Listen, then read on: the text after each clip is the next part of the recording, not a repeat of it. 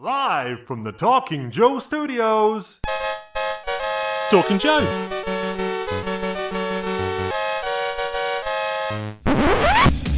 Talking Joe is on the air. Welcome the man who does all the work for Talking Joe. I just show up and talk. Mark. But your applause should be for our guest, Josh Blaylock. Creator, writer, penciler, inker? Sometimes. Sometimes. For con sketches. Publisher and owner of, what's Devils Do Publishing? Devils Do Studios. Devils Do Studios, and you know him from G.I. Joe, Josh Blaylock.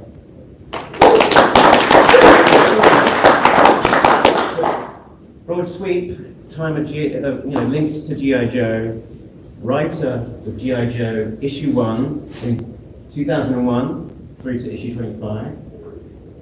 Then and then also 2003 G.I. Joe versus Transformers mini, Dreadnoks Declassified, Asrashikage Showdown, mini graphic novel, manga style, and then beyond that, overseeing G.I. Joe at Devils Due until its continuing on in comics, because you're still doing it. Things like Mercy Sparx, Arkworld, and Encoded. Yep.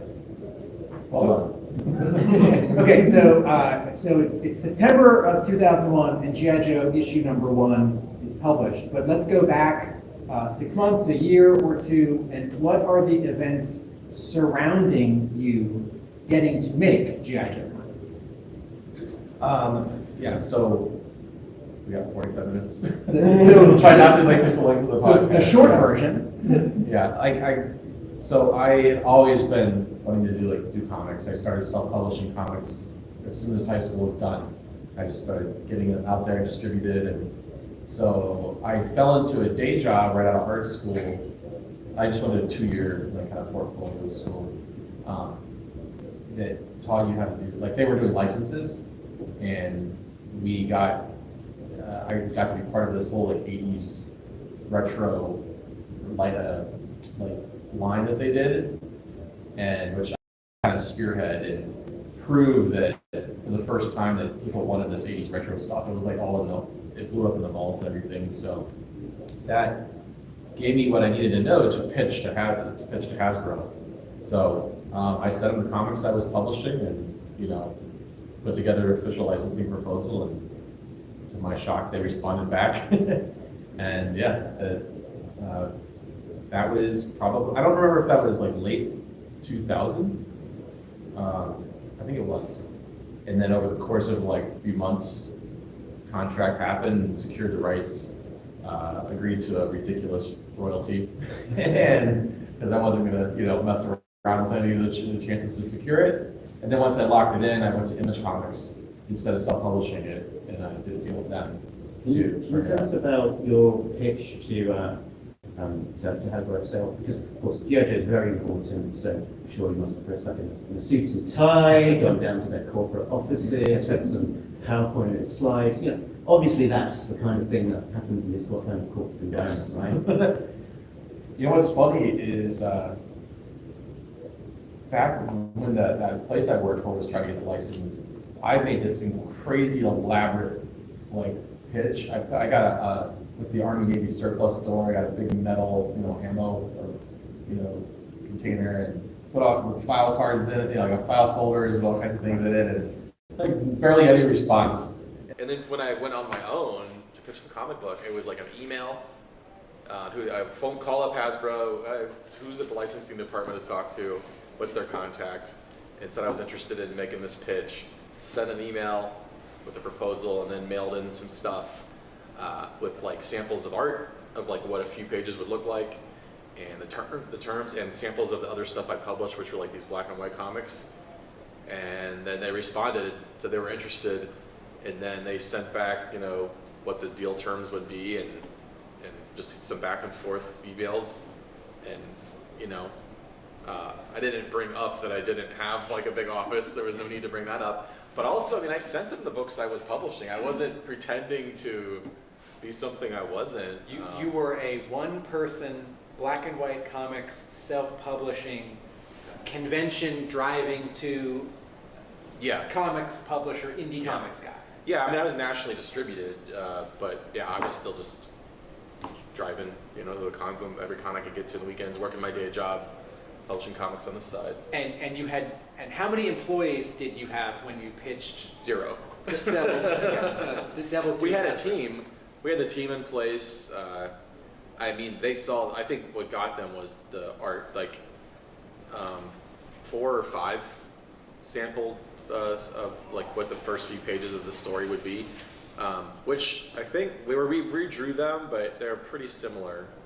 And it was Steve Kurth. There was an artist, Steve Kurth, I went to. This story's been told a few times before, but I went to my friend Tim Seeley, who was another artist, like trying to break in, and he said, "I'm not good enough to do G.I. Joe."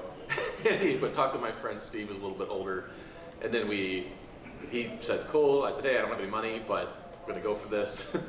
If it works out, we'll all be involved." And so and I got, I think I Color Design agreed to color the samples.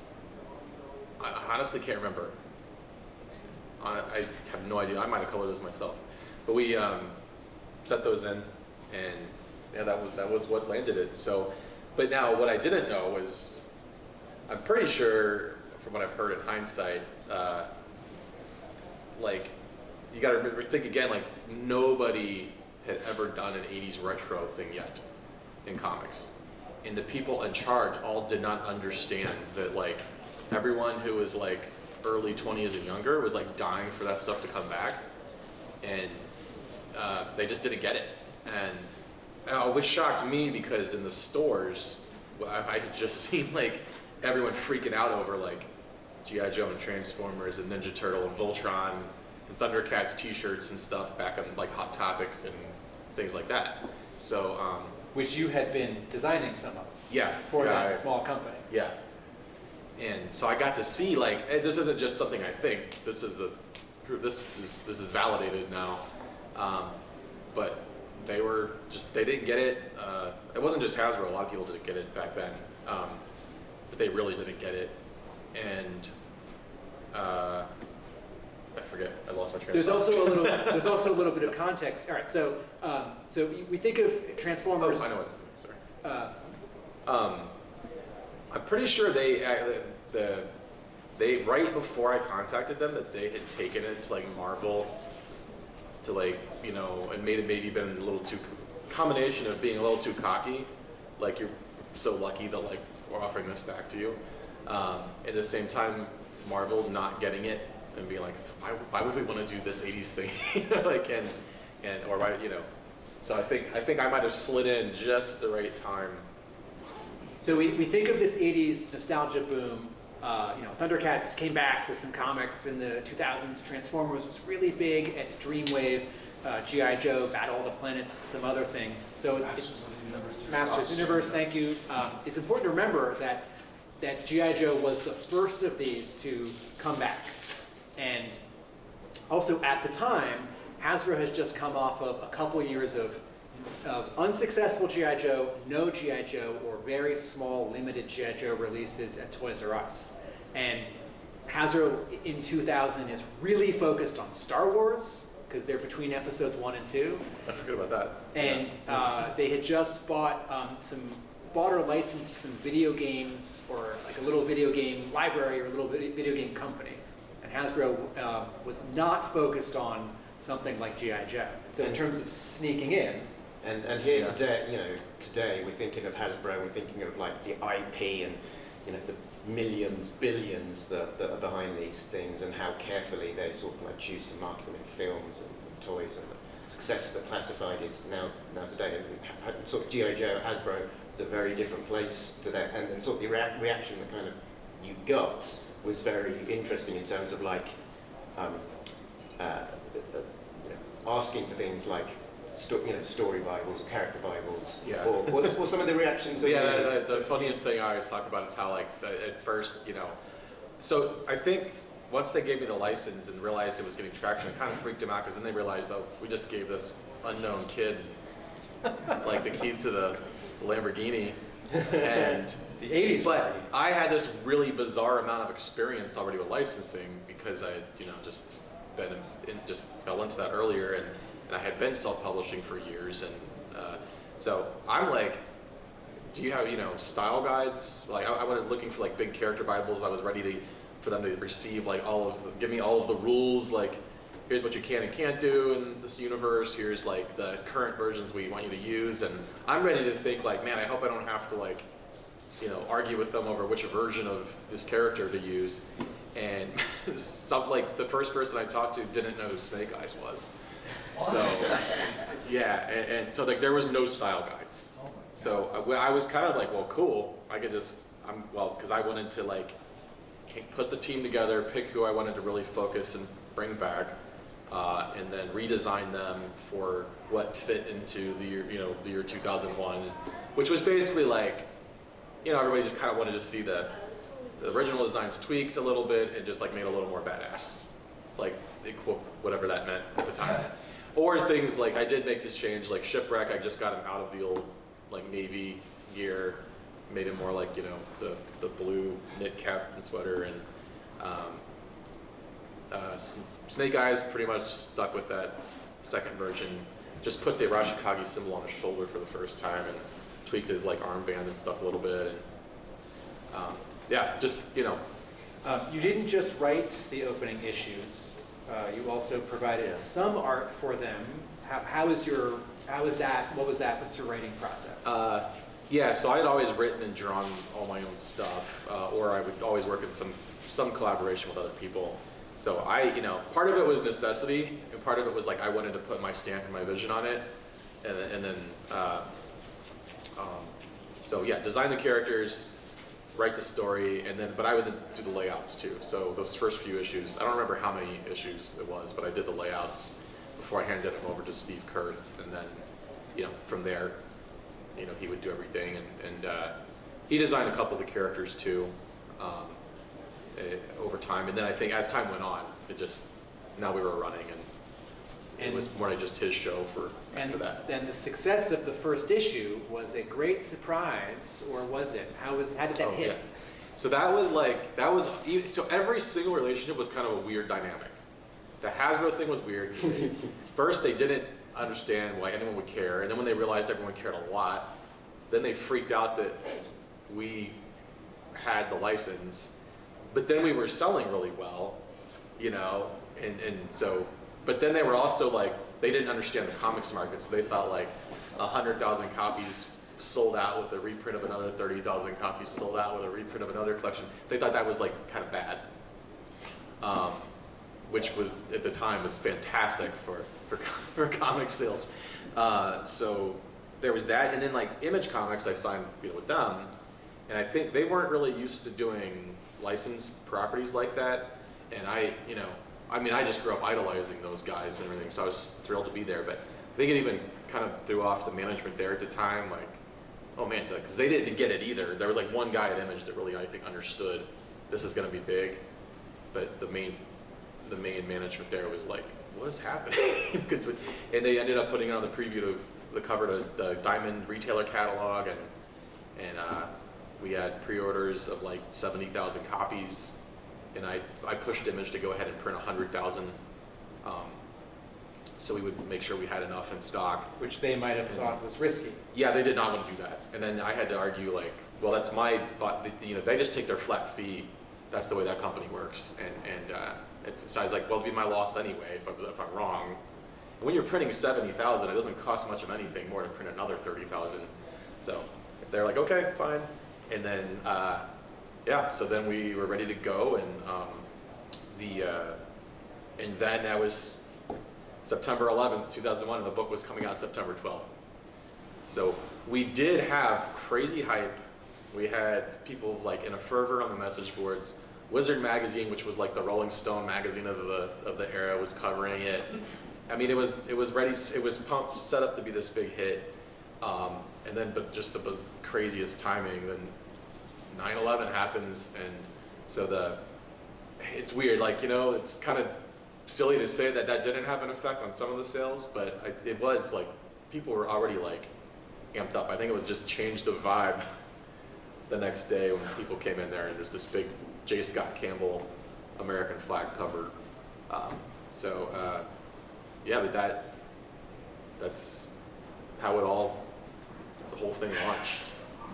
All right, so you're writing a book, and but you also own this company.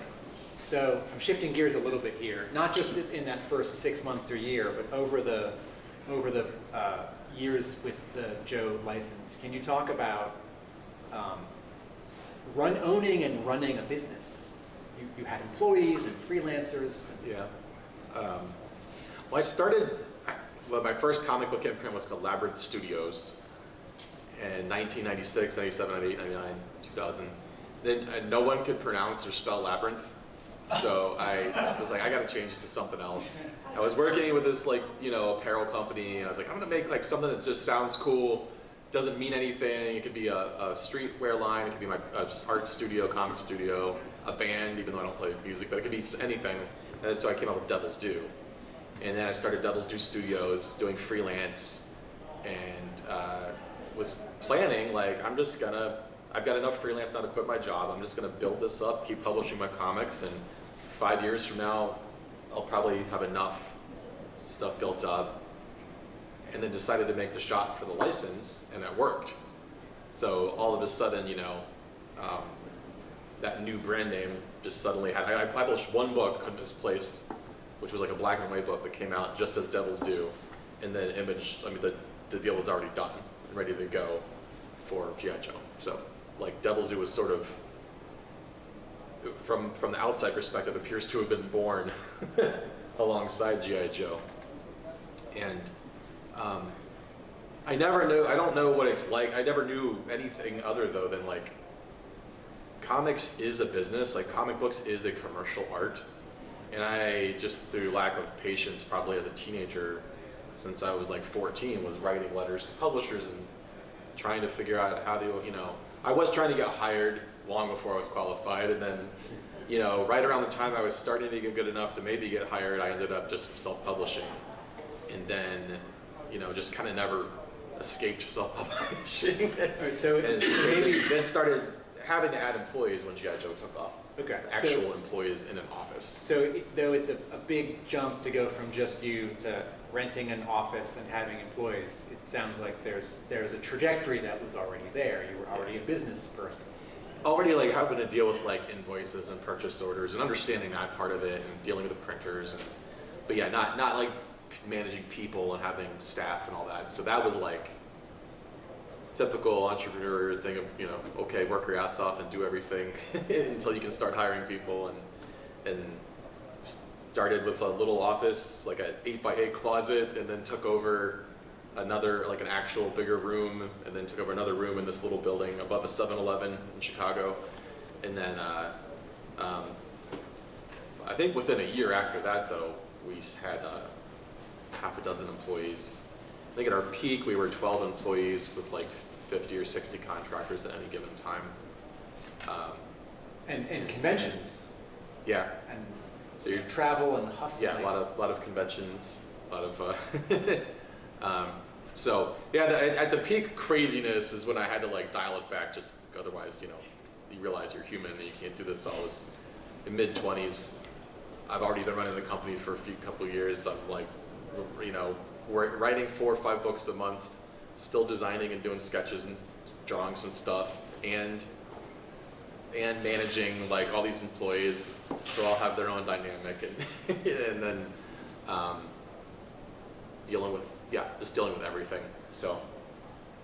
And sort of getting into the detail of the comics a little bit, and given where we are with Assembly Required, with our Dreadnok theme, the book itself sort of started off with a bang, with Dreadnoks being quite a big focus there. You introduced the character of Zartan's daughter into the mythos, and you also had Dreadnoks Declassified miniseries. So can you talk a little bit about the Dreadnoks in your Devil's Due universe, and kind of your thoughts and feelings about them?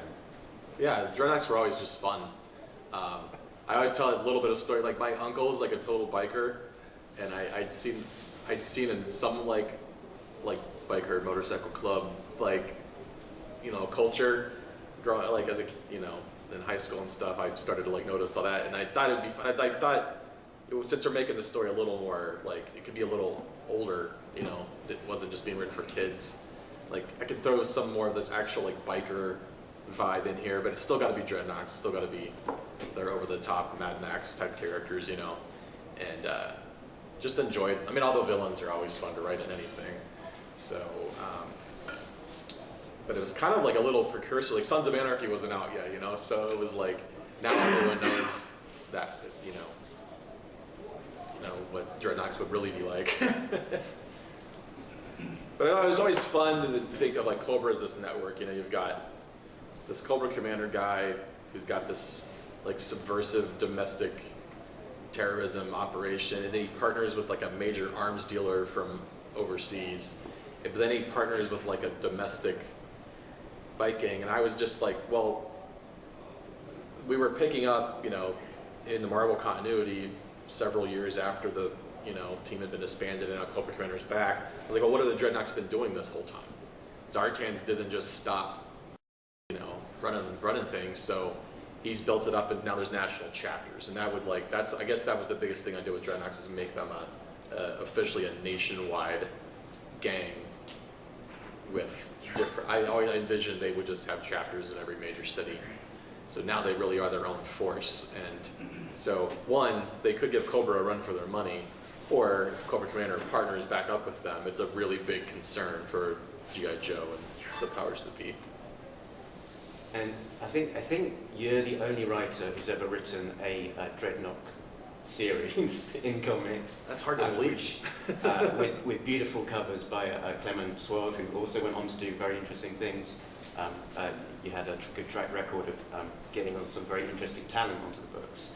Can you tell us about that book and what it was that brought you back to writing a G.I. Joe book after a bit of time away as the head honcho? Mark's referring to Dreadnoks Declassified. So we had started doing these declassified miniseries, where we just basically go back and get to really dig into the origin if it had never been totally explained, or slightly update things, so that we did the Snake Eyes Declassified and G.I. Joe Declassified, and Brandon Jerwa did the Snake Eyes one, and then Larry Hama actually did the G.I. Joe Declassified and got to expand on his origin story for them more. So we had Scarlet Shooter, who's now a toy again. Yeah, and then we had So anyway, we did a great fun Scarlet one shot by Phil Noto, and then I got to do just Dreadnoks was one of the obvious ones to do, and I don't remember if I was just I want to do that one, or if one of the editors came back and asked me, but I just thought it was a fun challenge too, because Zartan had the most conflicting backstory of any character. The toy card, the comic said a couple different conflicting things. The cartoon had its whole thing. There was the whole in the comics there was the chameleon DNA references for his disguise abilities, and then there was also but then there was still holograms, and then the cartoon it was masks. But he also, for a split second, was affected by the sun, and then they just kind of stopped worrying about that. And then there was... Gotta sell that toy. The color changing plastic. The file card mentioned all this stuff that was never really brought up later. So I thought, how do I make all that work? And I think that is one of my strong suits. For my faults, that's one of my strong suits as a writer, is putting pieces together and making them work, and being given a set of toys and making them all fit together.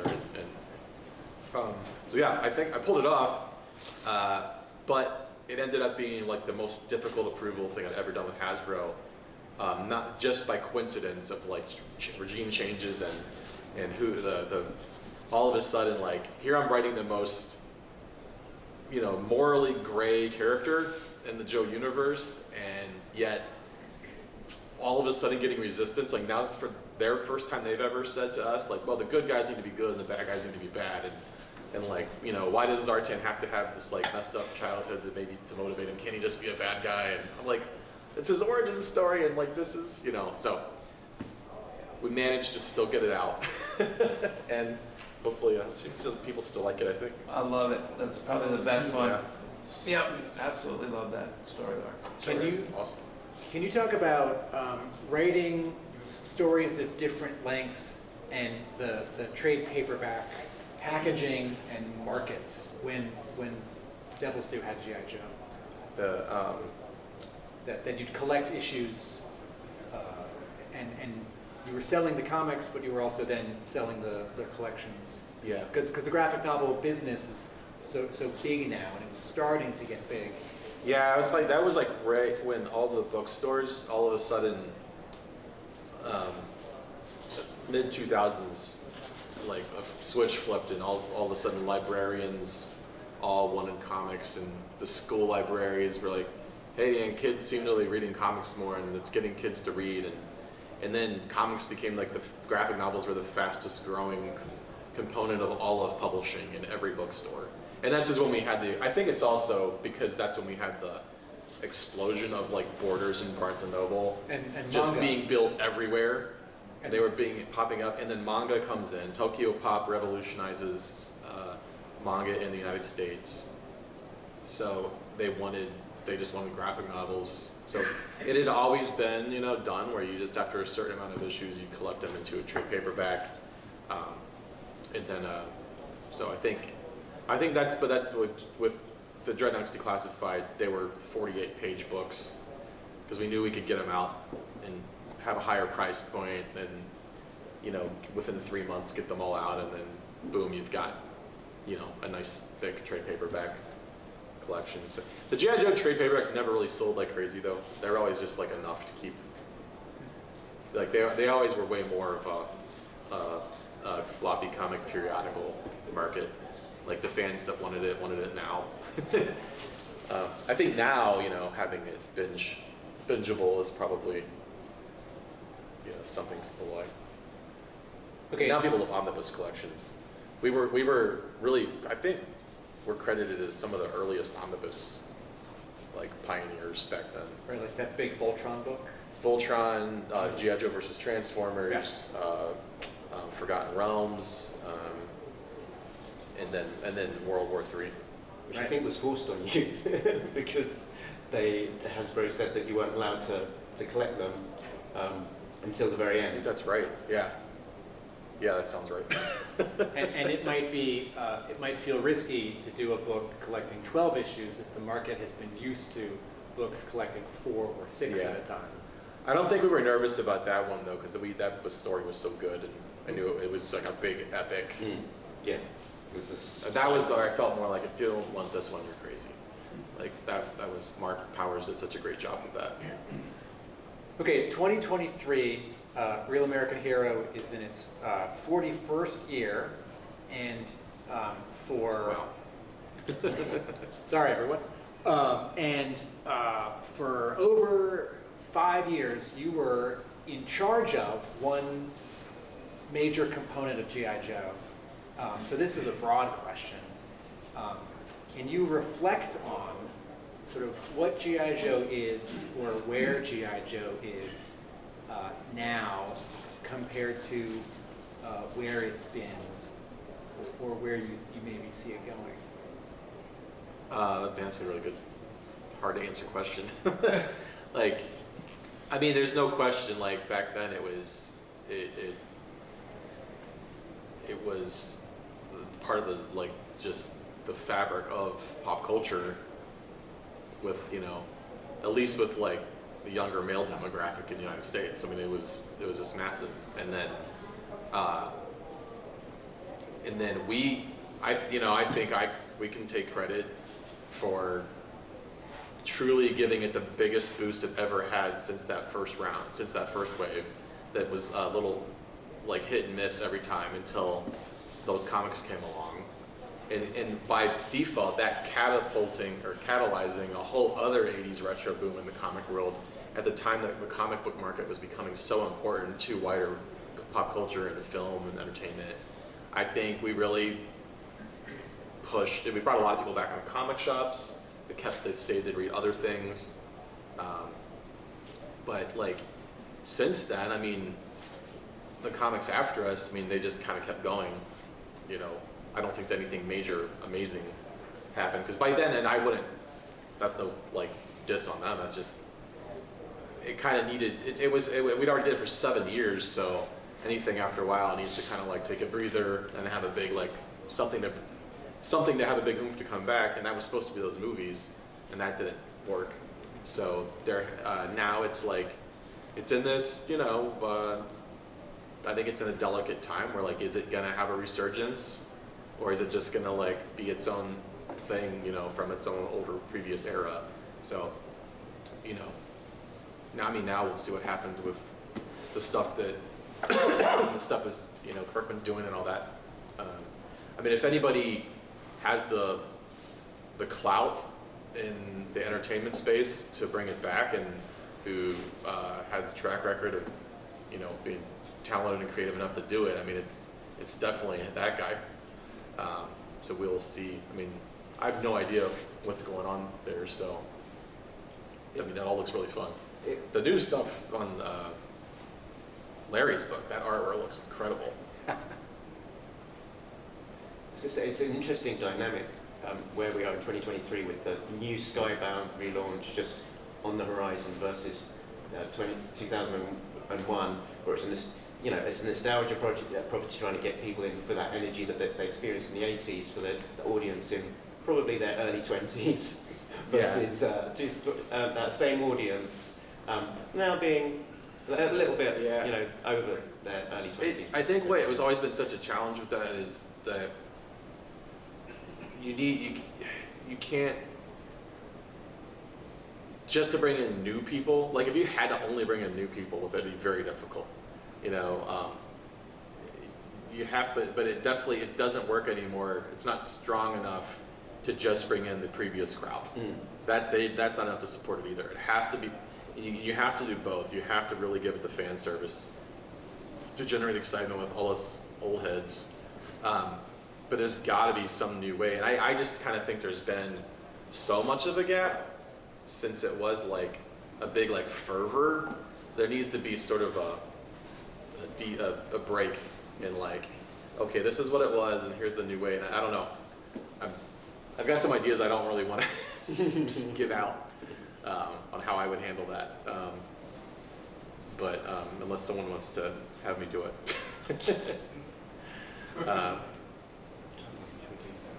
But I think, yeah. I mean, it's right now. It's, you know, it's just kind of hanging out. It's kind of where I feel like it's kind of like when people were keeping Star Wars alive, you know, in between that long gap between the movies, and when it was just like a Dark Horse comic, and you know, there was like a small dedicated, like fan base having conventions and stuff. And we talked a little bit about some of that relationship with Hasbro being a bit like you know, and maybe a bit more problematic at times, and then not maybe quite understanding the property. They had a great quote about your use of Baroness and Destro. Do you remember that? Oh yeah, just literally somebody thought I was like adding like a pimp and a dominatrix into the story. It's like, no, it's a profit director. But you know, beyond that, I think you had some involvement with Hasbro in a more creative way. That I had this story from talking to Chris Lai, who was the artist on Arashikage Showdown, about him, you know, being an intern at Devil's Due, and one Friday night you went sort of, you know, working a bit late. You come up to him and said, Hasbro's asked us to do some designs for this thing called Sigma 6. Can you draw me some things? And we, you know, fax them back out to them. Can you remember that? I don't even remember that conversation. I remember I was doing Sigma 6. I remember him doing them. Yeah, we were. I had a side business for a long time where we just started, you know, providing extra service for Hasbro, for all kinds of companies. But they, you know, that was just like this obvious connection. So we did a bunch of art for. I had someone else managing this stuff at that point, but like we provided art for a bunch of G.I. Joe trading cards that Wizards of the Coast did. we did a lot of like some toy design, turnaround stuff. Chris Lee did the Sigma 6. Toy a lot of those, yeah. This And side, they would also poach comic talent, just the toy designers would see the comics and be like, who is that artist? And they would just call the artist directly. And that's how like Clement Sauvé got, did like the Renegades. I'm sure a bunch of other artists I might have been aware of. what that side business? What was the name of that side business? It was just Devil's Due Creative. Okay. Is just what I called it. And eventually I partnered with somebody else, and it was supposed to be expanded, called it Kunoichi, but then it just ended up being like, at the end of the day, and even after I ended up leaving that company, they really were still just doing Hasbro and toy stuff. It never became like the expanded agency it was supposed to be. So I should have just kept it as it was originally. If any of you have the box set of the whole Sunbow DVD, all the episodes on DVD, it's like the 2 thick plastic clamshells inside the sleeve. On the back it says package design Kunoichi, so that's like an example of what that later company did. When is who's representing the con? When's our end time? Well, I know there's another panel at 2 o'clock. So. All right, so we've got time for audience questions. Would anyone like to? David.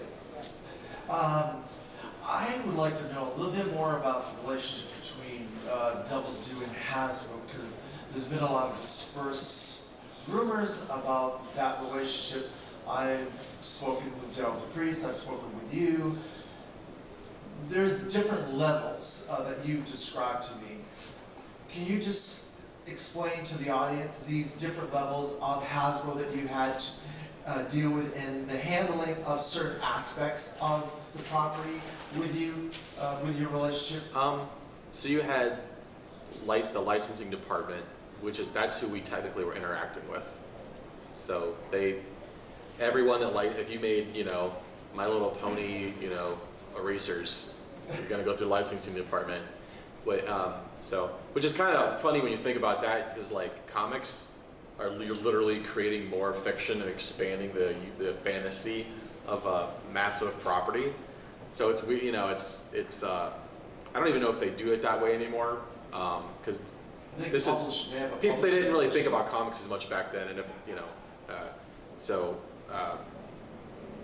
there was licensing. And then within licensing, there'd be like, the person who's just checking the basic stuff, like make sure there's no like curse words in here or too much, someone's face isn't getting blown off like graphically or something. And then there'd be kind of like an art director, the person kind of looking over that too within that department. But then it would also go to like the toy department, like the branding and stuff. And so then you'd have someone from the actual Joe brand who's in charge of everything Joe, like looking at it, making sure they were cool with it, and then they would go to legal, in that legal department, and they would just look for it to, lawyer it up. Make right. Sure that names are okay. Or yeah, they're the ones that really make sure nothing. And then every now and then, well, if there's any kind of press or anything like that, then it would go to the PR department, and then when like once every 6 months or something, one of the higher ups looks at it and either is like, this is great, or gets mad about something, and that's it's just any licensing situation at a big company is like that. So it's usually the general flow is in the beginning. It's a real tedious pain in the ass because everyone's looking at it, everyone's making sure they get their stamp on it, and that that's all. Also, they're all paying extra attention. And then once you get like past the first few issues, then it's just a lot easier. And then if a major event's going to happen, you'll notice like all of a sudden people are all starting to comment more. And actually, this is a quote directly ripped off from Larry. He's like, once you prove that it's successful, when they don't care about it and you make it successful, then they'll come and tell you how to do it right. Other questions from the audience? That's a curious question. So I was probably in the group that found your comics much later than when they were published, but was just curious because I know I've spoken to Larry before about his military influences being on active duty, and I was just curious because you wrote some really great stories of the whole arc with Hawk getting shot in the back and how he like for a long time like he couldn't talk about it, and it was just how his whole life became like obsession with service. Like, did you have any military influences you got tapped into when you were writing the book, or? I was overseeing those stories, but I wasn't directly writing those. But still, no, I never served. I did. My stepdad was living in the Air Force. I grew up on like Page Manor and Wright-Patterson Air Force Base for a while, and I was in Fort Meade, Maryland for a while. So I got enough of like the kind of like the culture. But like that's why I always made sure to have like we had military consultants on there, and you know, definitely never had any like the super technical military level of detail that Larry puts in those. More of the, I guess, more of the fantasy action side of it, you know. But yeah, that's about my level of experience. Any other now questions? it's so much easier now to write those kind of stories because it's so much easier to search for that information if you're missing it. But yeah. Anybody else? I want to say thank you. You're awesome. I remember reading all the press and all that before it came out. Being excited and seeing the Wizard and all that. And I got the first issue first week, and I bought every single issue brand new as soon as it came out. But Conqueror and Xenia and all that. Can you talk about that? Like, how did Hasbro accept him, and how did you pitch him to new characters? Oh, I didn't have to pitch him at all. He's talking about Zanya and Kamakura and like characters that I created. That was like the very first issue. That's back when like I don't even know if they knew that I created those characters. You know. Sometimes I wonder if they still do. So yeah, there was no pitching of that at all. So with Zanyo, I mean, what made you decide that Zartan should have a daughter? I mean, was there just? I think it was just me thinking like, okay, it's been several years since the characters are supposed to have been gone. Yeah. So what's changed in the span of time? So, and it just was an obvious fun thing to have. So to change the dynamic with that, and an excuse to have a cool like punk rock girl in there running around. Yeah. Probably also just to keep adding like a little more female characters into it as well. I mean, G.I. Joe was always way ahead of its time in having a great like diverse cast. Like I think it kind of blows away almost anything from previous era. So yeah, and then Kamakura was just really Kamakura was one of those things like how Boba Fett was kind of an afterthought. I think like I thought it'd be cool if Snake Eyes graduated into being like now he's Silent Master, and it's like Hard Master, Soft Master. He's Silent Master. Well, he needs like an apprentice who kind of like is there in his little isolated temple or whatever, and that was the idea for Kamakura. And I thought, well, who would that be? Oh man, what if it was the kid that wrote the letter to him? What if it was Wade Collins? And that was pretty much it. And I wanted to like make him a ninja, but give him a little more of like the military colors, and to get away from that, because I knew I was adding another ninja, and I didn't want to give any indications of being like Ninja Force. They threw in the joke about don't go full ninja. Yeah. Can I ask a very specific question? So it's in your role as publisher and things, you can literally sort of approach art heroes and ask them to work with you, and you brought Larry into the fold. But an interesting one was having Michael Golden. I think he did the very last cover to the final issue of America's Elite. Are you able to talk to that experience of bringing someone like Michael Golden? Yeah, only because you asked. Yeah, I mean, we just always wanted Michael Golden to do a cover. I mean, that was like an awesome get. And then he did this like triple gatefold cover, where like he folded it out, and but that was when the approvals were getting really difficult. So they made us he had to take out guns, had to like change the angle of where the guns were pointing. So well, that was one of those like, oh, I'm really sorry, So there's another version of that out there if there's a scan anywhere or something, of like what the original cover looked like. artists don't like it when the licensing company tells them to make stuff less interesting. David? World War III, I thought, was a very ambitious story for your last year, I guess, of publishing G.I. Joe. I felt that it really didn't deliver on what it was advertised as, this world war of the entire planet that Cobra had taken over all of Earth. And it was only done in 12 issues. I felt that maybe there was so many other stories in there. And now Rising Sun has kind of done a lot of fill-in stuff with World War III. What was the process of that, and why did it only have 12 issues? Why couldn't it had other stuff, other miniseries telling where Snowjob was, where this guy was, what's going on here? There was more, like, that was when we knew the license was going to end. Yeah. So Hasbro, I think we had to push them to let us do even that many issues. Because we kind of had to say, like, hey, you've already approved. They basically approved the storyline and then said, well, the license is going to be over. So it's like, well, you guys have approved it and approved marketing and approved advertising to your fans for this story. So they agreed to let it run its course as like a maxi series, and then got to be done. So a lot of stuff. I can't say I remember at all like what the plans were beyond that, because all I remember is, you know, we had to wrap it up. And so like during that process, you felt really rushed. Yeah, like we were gonna. I know we wanted to kill Cobra Commander. That was because like, hey, it's the end. Like you're gonna totally retcon this stuff anyway. So, and they were like, no, you can't kill him. That's too violent or whatever. So that's why he ends up in like a spoiler alert.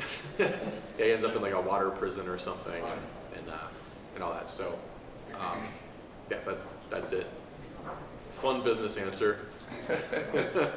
Maybe we'll do one more question from the audience, and I think I've got the wrap-up question.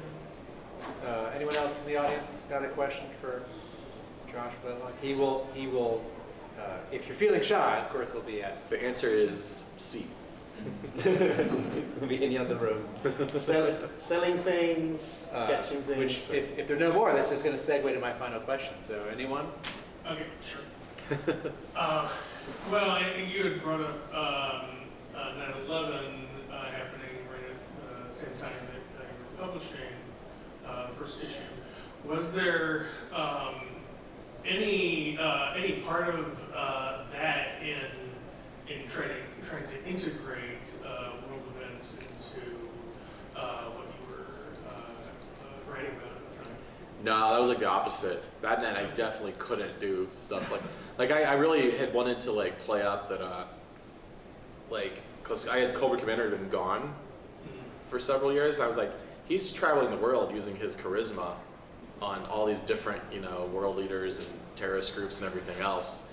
And now he's back, and he's, you know, we'll reveal he's formed a lot of these alliances, and it's gonna be terrifying, like what he might be able to do now. And then I was like, nope, you're not gonna do that. That was already gonna be a battle with Hasbro anyway. Like I wasn't gonna try to make it too dark and edgy, but that even dialed it back more. So, yeah. Josh, what are you working on now? What have you been working on? Yeah, currently I have a handful of different projects going on. I've just the 15th anniversary of Mercy Sparx, which is my like supernatural action, horror, comedy, you know, just fun book. That's got 2 omnibus collections. It's in the development with MGM right now, and we've got. I just finished a new issue of that. I'm drawing the book for the first time after writing it and developing characters for 15 years. Me and Mark Powers, who wrote World War III and used to edit the Joe books, we have a side project called the Encoded. We just did a hardcover collection for that. That's got some intentional, fun homages, just some like winks and nods to Joe and Transformers kind of stuff. But it's really more like straightforward, serious sci-fi story about the year 2055. We have, I had this like fantasy, alternate history, ancient Atlantis kind of a series called Arkworld, which is like ancient aliens, but it's not about no aliens, just the ancient stuff and all the mysteries, you know, behind all that. And yeah, I'm working on some other top secret things right now as well. Working with some like music Web3 group, which has been fun, doing some like fun cartoony stuff about these skull characters called Wicked Craniums, and we have like a live action music video tied into it. That's been really fun. Yeah, so Devil's Due Studios is the website to go to, and I'm over there hanging out. And yeah, sign up the email list because I think I will have some stuff coming out that'll be exciting for this crowd, specifically sometime in the near future as well. And listen to this podcast. Yeah, so if you like hearing people talk about comics, really getting into the weeds and talking to comic creators, we're doing a deep dive into the Devil's Due Helping us era. remember all the things we forgot we did. Dropping some serious member berries, and yeah, so we've been doing a deep dive read through. We're sort of in the middle of the America's Elite era. We're going to cover, we've been covering all of the Larry Hama A-Ra issues, and so going to do a big episode about 301 when that drops. So yeah, follow us on all of the socials, or head on over to talkingjoe.co.uk, which is the website to find out more. I've got business cards, which I'm calling miniature art prints, which have got like that art on the back. So if you've not got one of those, just hop on over and I'll give that hand. It's been fun listening to these interviews with like people that worked with me or for me, like, you know, way back then too. Just hearing, one, it's funny because you hear where you're like, you learn some things and you're like, you just hear from their perspective, and it's like, it's just fun to hear what, when I was focusing on this, the 8 hours a day and 4 hours of your day, we're just only doing that. So it's just interesting to see. Right? And it's funny too when you're like, when you hear like someone's completely remembering something backwards, you're like, no, that is not the order that happened in. And then I'm like, oh God, what have I said that it's like backwards? We all need to, but it's fun. That's fun because you listen to those and you like kind of corroborate everything. It's like listening to a Larry Hama interview followed by a Jim Shooter interview, and you're like, these things don't match up the same. Head to Josh's table where he's sketching and signing and selling books. Sign up for his stuff. And thank you, Josh Blaylock. Thanks.